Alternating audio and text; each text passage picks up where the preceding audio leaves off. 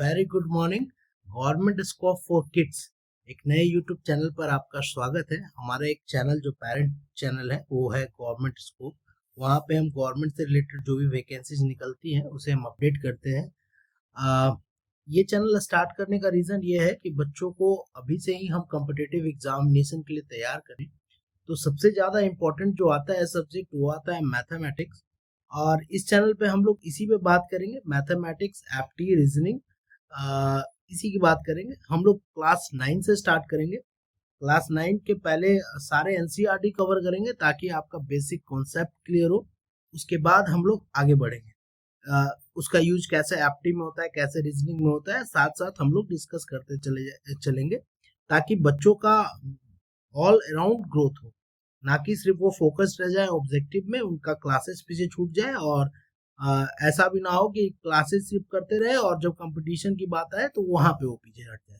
ठीक है, तो वीडियो थोड़ा सा लंबा होगा, पहला ही वीडियो है। अगर आपका प्यार मिलेगा तो इसी तरह इसे कंटिन्यू करेंगे। चैनल के साथ बने रहिए, अंतिम तक समझिएगा। बहुत ही आसान शब्दों में पहला चैप्टर नंबर सिस्टम को हम लोग आज समझाने जा रहे हैं। ये एनसीईआरटी की कॉपीराइट है। ये एनसीईआरटी उन्होंने अपने वेबसाइट पे दे रखा है, वहीं से मैंने डाउनलोड किया है। आप लोग चाहे तो स्कैन करके या एनसीईआरटी के वेबसाइट में चले जाइए, फ्री में ये पूरा ई बुक अवेलेबल है, आप डाउनलोड कर सकते हैं। इसमें बस इसे आप बेच नहीं सकते, नॉट टू बी पब्लिश। मैं इसका रेफरेंस इसलिए ले रहा हूँ ताकि मैं आसानी से समझा पाऊंगा। ठीक है, चलिए हम लोग स्टार्ट करते हैं। पहला चैप्टर नंबर सिस्टम। तो आपके मन में एक नंबर सिस्टम के नाम से ही नंबर चल चल चल रहा होगा। मान लीजिए कि आप कुछ भी नंबर सोचे माइंड में, अगर आपके बच्चे हैं 1 से लेके जो भी नंबर वो सोचे सब कुछ इसमें कवर होगा। डिफरेंट टाइप्स में उसे बांटे गए हैं, समझते हैं। तो देखिए यहाँ पे एक नंबर लाइन है, ये लाइन है नंबर लाइन। इसे जब किसी भी नंबर को एक लाइन पर रिप्रेजेंट करते हैं हम लोग, तो उसे हम लोग नंबर लाइन कहते हैं। ठीक है, बेसिक था इन्फॉर्मेशन, समझिए। अब नंबर को जो भी आपके नंबर हैं, जो भी आपके नंबर हैं, उसे सबसे पहले हम रियल नंबर भी कहते हैं। ठीक है, उसे बहुत तरीकों में बांटा जाता है। अब हम इसे पहले मान लेते हैं whole number, whole number, natural number, natural number, एक और हो जाएगा आपका कौन सा, नेगेटिव नंबर। ठीक है, तो ये तीनों पहले समझते हैं। छोटा डिफिनेशन है। नेचुरल नंबर क्या होगा, 1 से लेके जितना तक आप सोच ले इंटीजर में। ठीक है, होल नंबर क्या होगा, 0 से लेके नेचुरल नंबर इसमें प्लस कर लीजिए, वो हो जाएगा आपका होल नंबर। ठीक है, नेगेटिव नंबर क्या होगा, 0 से जो भी छोटा होगा, जो भी नेगेटिव, यानी -1, -2, -3 डॉट डॉट डॉट जो भी आपका आएगा वो आ जाएगा आपका नेगेटिव नंबर। तो नंबर को सबसे पहले हमने डिवाइड किया किसमें, इंटीजर और नॉन इंटीजर। ठीक है, तो नॉन इंटीजर में क्या है, मतलब 1 2 3 4 ये नहीं होंगे, ये 1 2 3 4 ये इंटीजर है। ठीक है, रेस्ट जो है आपका, जो भी आपके पॉइंट में आए या जो भी आए वो आपके हो जाते हैं नॉन इंटीजर। जैसे मान लीजिए कि आप 1.2 ले रहे हैं तो ये नॉन इंटीजर आते हैं। अब इंटीजर को हम लोग जब डिवाइड करेंगे तो दो तरह से डिवाइड करेंगे, नेगेटिव, पॉजिटिव, और एक आपका आ जाएगा 0। ठीक है, तो जब पॉजिटिव की बात करेंगे 1 से बड़ा, तो ये आ जाएगा आपका नेचुरल नंबर, और अगर 0 को इंक्लूड कर ले और इसको भी ऐड कर ले तब ये हो जाएगा मेरा होल नंबर, और बाकी ये हमारा हो जाएगा नेगेटिव। ठीक है, इसी को समझते हैं। यहाँ पे आपको लाइन बाय लाइन हम दिया हुआ है, समझते हैं। ठीक, तो होल नंबर क्या है, नेचुरल नंबर क्या है। यहाँ एक बैग है, आप देखिए, एक ये बैग है। इस बैग में इन्होंने क्या किया है, इस सारे नंबर को रखा है। एक मैडम है और ये पूरा नंबर इसमें बैग में डाल रही हैं। तो अगर इसमें 0 अभी तक नहीं डलाया है, ठीक है, बाकी सारे इंटीजर डला रहे हैं पॉजिटिव वाले, तब ये है नेचुरल नंबर।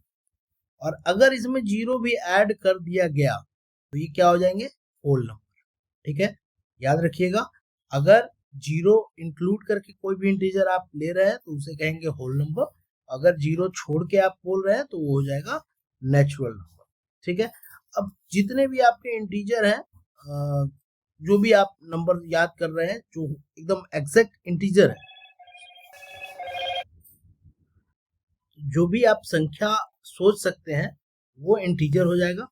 और इसका अगर आपने पॉजिटिव और नेगेटिव में कर लिया, positive number negative number, zero include कर लिया तो होल नंबर, जीरो इंक्लूड कर एक्सक्लूड किया तो नेचुरल नंबर। ठीक है, अब एक और इम्पोर्टेंट चीज आता है नंबर में ही।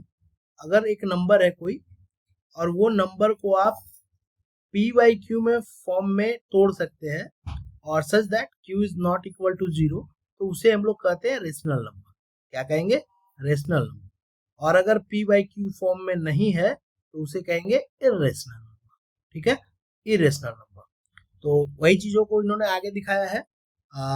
a number called rational number if it can be written in the form of p by q where p and q are integer, q is not equal to zero। अब इसके example हम लोग आगे समझेंगे, पहले इसे definition एक बार देख लेते हैं हम लोग। और सेम चीज अगर ये ना हो तो उसे हम लोग कहेंगे इरेशनल नंबर। अब एग्जांपल में अगर आप लेते हैं, और एग्जांपल बताऊं आपको, तो सपोज करिए वन एक संख्या है, एक सेकेंड,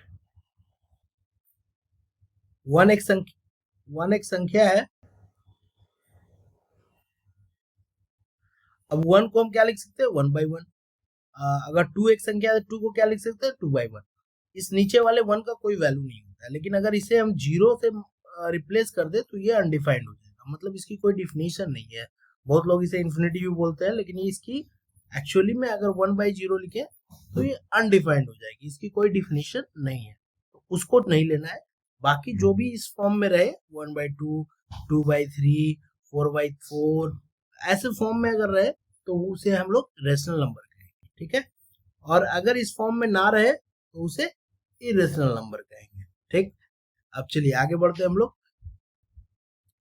तो यहाँ पे एग्जाम्पल दिया हुआ है, उन्होंने क्वेश्चन मार्क किया है कि are the following statements are true, give reason. ठीक है, every whole number is a natural number. क्या हो सकता है? आप ही सोचिए, होल नंबर में क्या है? Zero plus natural number. ठीक है, तो जीरो प्लस नेचुरल, तो ये तो अलग से आ गया ना, तो ये कभी हो नहीं सकता, इसलिए ये फॉल्स हो जाएगा। ठीक है, every integer is a rational number. अब कोई भी इंटीजर ले लें, 1 2 3 4, सबके नीचे में तो बाई वन है ही, तो वो आपके रेशनल नंबर हो जाएंगे, ये ट्रू है। ठीक है, every rational number is an integer. अब रेशनल नंबर का डिफिनेशन क्या है? P by Q. अब मान लीजिए 4/3 हम लोग ले लिए, तो ये इंटीजर में तो आएगा नहीं। Integer means what? जिसके आगे पॉइंट में कुछ भी ना हो, मतलब वो 2.0, वो 3.0, 0.12 अगर आ गया तो ऐसा नहीं होगा। अगर 4/3 को हम लोग आप डिवाइड दीजिएगा 4 को 3 से, तो क्या लेंगे? 3। यहाँ पे आ गया 1, फिर हम लोग पॉइंट देंगे, ये आ जाएगा 0, 3 टाइम्स में 9, फिर आ जाएगा 1, फिर 3 3 चलते जाएगा, तो ये कभी इंटीजर में नहीं आएगा, मतलब पॉइंट के बाद 0 आना चाहिए, तो ये भी हमारा क्या हो जाएगा? फॉल्स। ठीक है, तो यही हमारा आंसर दिया हुआ है, देखिए यहाँ पे। चलिए आगे बढ़ते हैं, होप आप लोग समझ रहे होंगे। यहाँ पे क्या बोल रहे हैं? दूसरा एग्जाम्पल वो बोल रहे हैं, ऐसा क्वेश्चन आता है जनरली क्लास 9th में कि find the rational numbers between 1 and 2। बहुत बड़े बच्चे भी होंगे अभी जो जिनको ये समझ नहीं आएगा कि 1 और 2 के बीच में कैसे हम लोग रेशनल नंबर निकालें। तो इसका एक सीधा सीधा एग्जाम्पल मैं बता रहा हूँ आपको, सीधा कुछ नहीं करना है इसमें। 1 + 2 को जोड़ लेना है और दोनों को डिवाइड कर देना है। ठीक है, अब दोनों को डिवाइड कीजिए तो कितना आएगा? 3/2। ठीक है, अब क्या कीजिए कि 1 + 3/2 को जोड़ दीजिए और उसको 2 से डिवाइड कर दीजिए।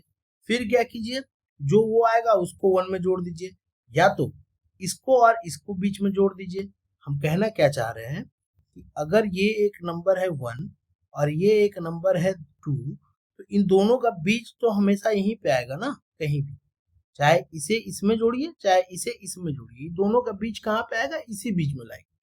तो जितने भी आपके बीच में आएंगे डिवीजन करने के बाद उनके हाफ, वो सारे रेशनल नंबर होंगे पी बाई क्यू के फॉर्म में, और वो आपके 1 और 2 के बीच में जाएंगे। ठीक है, छोटा सा सवाल था, आप इसमें कोई बड़ा सा लॉजिक है नहीं, आप कोई भी बस डिवाइड कीजिए, आपको निकल जाएगा। एग्जाम्पल में अगर आप चाहेंगे तो मैं लास्ट चैप्टर के लास्ट में जब हम लोग एक्सरसाइज में करेंगे तो एक एक एग्जाम्पल को हम लोग समझेंगे।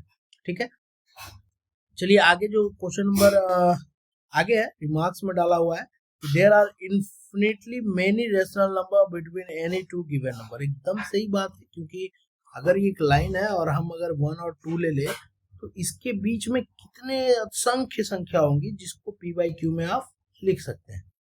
तो ये इनफाइनाइट नंबर है, ठीक है। चलिए आगे बढ़ते हैं। एक्सरसाइज आपके लिए मैं छोड़ रहा हूँ, एक्सरसाइज आप करके एक बार देखिएगा, फिर हम लोग कल इसकी सॉल्यूशन करेंगे। इरेशनल नंबर क्या था? जो रेशनल नंबर नहीं है, जो नॉट रेशनल नंबर है। अब रेशनल नंबर क्या है? पी वाई क्यू के फॉर्म में है, तो अगर वो रेशनल नंबर है where Q is not equal to 0, तो वो रेशनल नंबर कहलाता है, ठीक है। अब चलिए आगे अगर बढ़ते हैं कि तो फिर आपके मन में भी आएगा कि इरेशनल क्या होता है, जो पी वाई क्यू के फॉर्म में नहीं कर पाए तो उसे हम लोग इरेशनल नंबर कहते हैं। अब जैसे एग्जांपल में इन्होंने दिया है कि √2 √3 5 ये पॉइंट के बाद चलते जा रहे हैं, तो ये सब इरेशनल नंबर है जिसे आप फॉर्म में नहीं ला पाएंगे, ठीक है। चलिए आगे बढ़ रहे हैं हम लोग। जब रेशनल और इरेशनल नंबर को हम लोग मिला लेते हैं, जो मैंने अभी पहले ऊपर में बताया कि सबका वैल्यू क्या है? Real number. तो जब रेशनल और इरेशनल नंबर को एक साथ हम लोग एक बक्से में डाल लें तो उसे क्या बोलेंगे? Real number. That is represented by क्या? आर। ओके, तो ये अपना अपना मानना है, आर कोई रिप्रेजेंट करे कोई कुछ कर ले। तो this is why we call number line the real number line. मतलब जो भी आप सोच सकते हैं, जो भी आप प्रेजेंट कर सकते हैं, जिसको आप काउंट कर सकते हैं, वो सारे क्या है? रियल। तो अगर हम किसी नंबर लाइन पे अगर हम 1 2 3 4 से कुछ भी इंफिनिटी तक लिख रहे हैं तो वो हमारे कौन से हो जाएंगे? रियल नंबर, ठीक है। तो इसीलिए हम लोग उसे रियल नंबर कहते हैं। अब एक क्वेश्चन 9th में ये भी आता है कि हमें रिप्रेजेंट करने बोलता है √2 को, √3 को कैसे रिप्रेजेंट करें। तो सिंपल सा तरीका है, आपने पाइथागोरस थ्योरम पढ़ा है। आपने पाइथागोरस थ्योरम में क्या पढ़ा है कि ये है अगर P, ये है B और ये है हाइपोटेनस, तो क्या हम लोग बोलेंगे? हाइपोटेनस का square is equal to P square plus B square, ठीक है। यानी h इज इक्वल टू क्या हो जाएगा? √p square plus B square, ठीक है। अब एग्जांपल में हम लोग लेते हैं कि मान लीजिए आपको √2 को निकालना है, ठीक है। तो √2 क्या मेरा हो जाएगा? हाइपोटेनस, यही होगा। तो हम लोग किसका किसका स्क्वायर करेंगे? तो 1 का स्क्वायर प्लस 1 का स्क्वायर आपका क्या हो जाएगा? √2 आ जाएगा, ठीक है। तो हम लोग p क्या मान लेंगे? 1 और b क्या मान लेंगे? 1।